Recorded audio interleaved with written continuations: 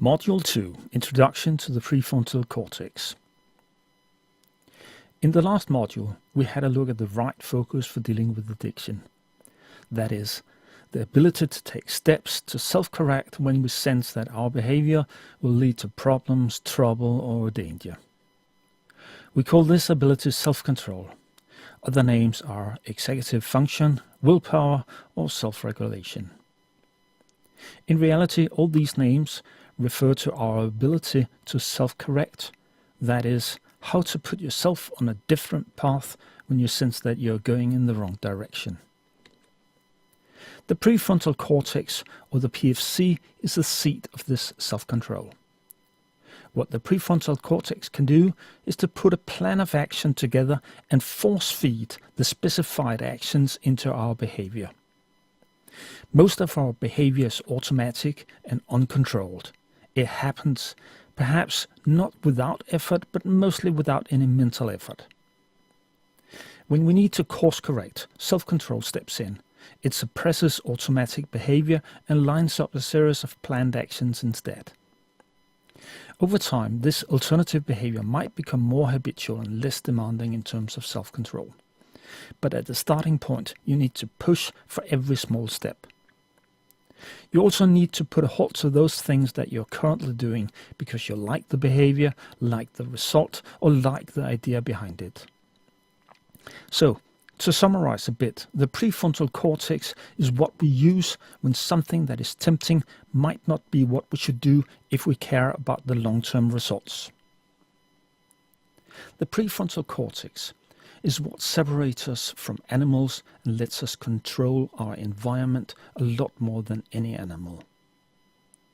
It also gives us more control over our health and prosperity. As we learn what is needed, we can shape our behavior in the interest of long-term results.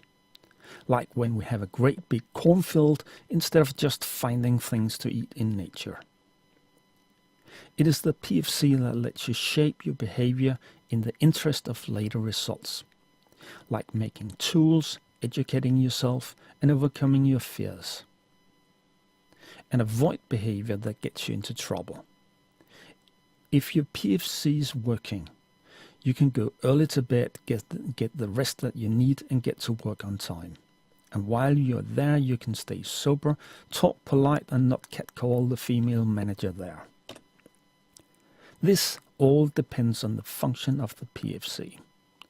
So the state, health, function, and education of the PFC is limiting how much course correction that you can do.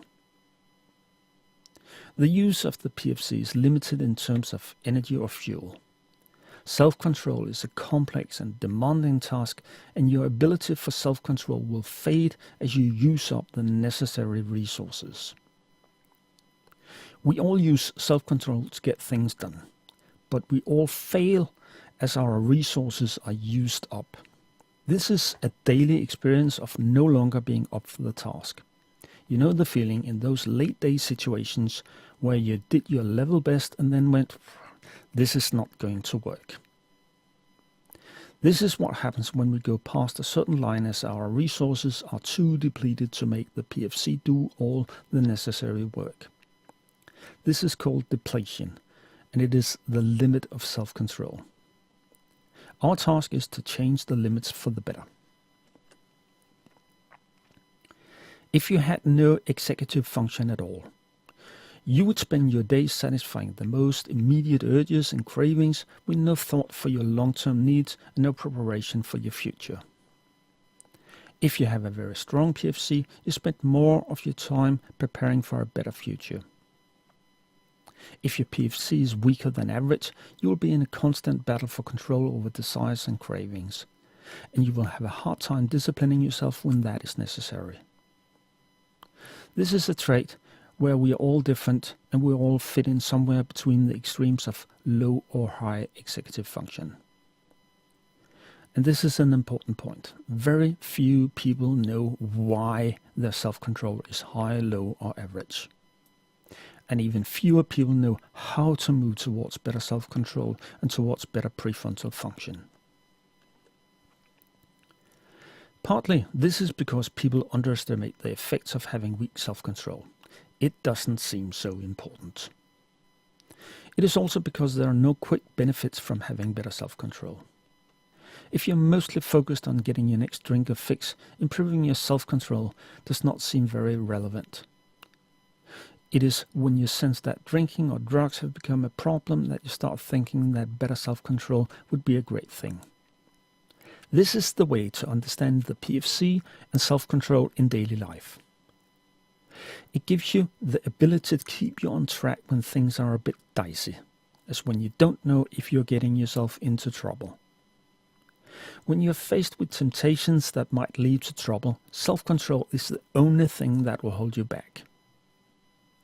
Another point is this, that the main effects of self-control is not in any one situation. It is the effects of self-control as they add up over a longer period of time. In the long run, your life situation will depend on how you perform in a long row of situations and how much self-control you have in each of those. Over the years, it really adds up and makes your life situation a lot better or a lot worse. The PFC is also what determines if you can change your level of self-control. As in, are you able to change the behaviors that hurt the health of your brain? Are you able to change the behaviors that are costly in terms of problems that will tax your self-control? Are you able to put a life together that will see you increase your level of self-control? As you need self-control to improve your self-control, it would seem to be something really, really hard to pull off. But most people waste a lot of the resources in situations that they can easily just avoid. And they hurt their levels of self-control in ways that are easily corrected. There's a lot of low-hanging fruit if you know where to look. For that reason, you can actually improve a lot if you make a serious and an informed attempt. More on this later. The main point now is that having low self-control also makes self-control seem a lot less important to you. And so people don't always care too much.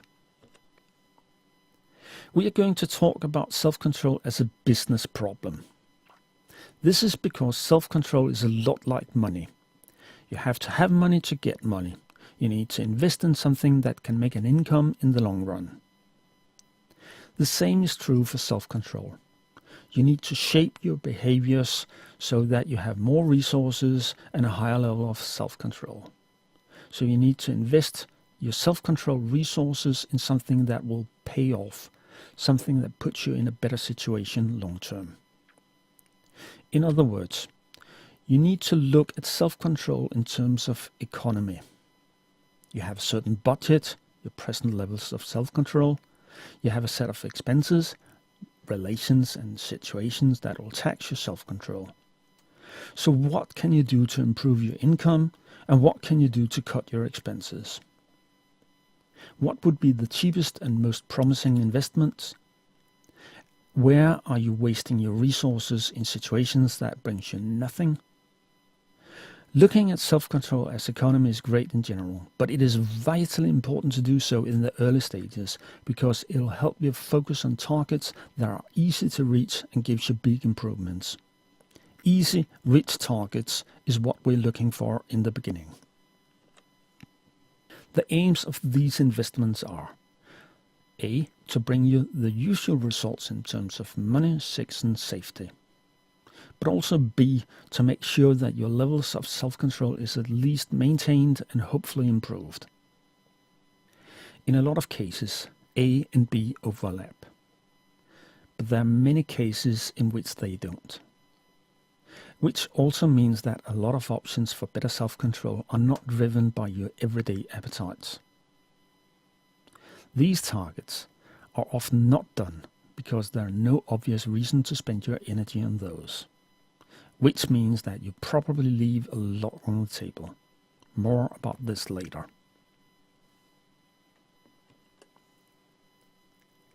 Looking at your resource management, you might ask, how much energy do you need to spend on just staying on track?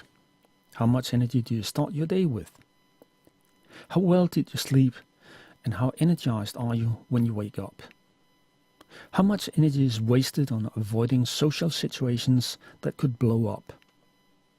How much energy is wasted on avoiding things like overdue debts or just people that you have pissed off in some way? How much energy is wasted on overcoming physical discomfort from injury, disease, hangovers, or similar negative influence? This kind of accounting is what will determine what your budget for self-control will be, and thus what kind of changes and course corrections that you are strong enough to make a reality in your life.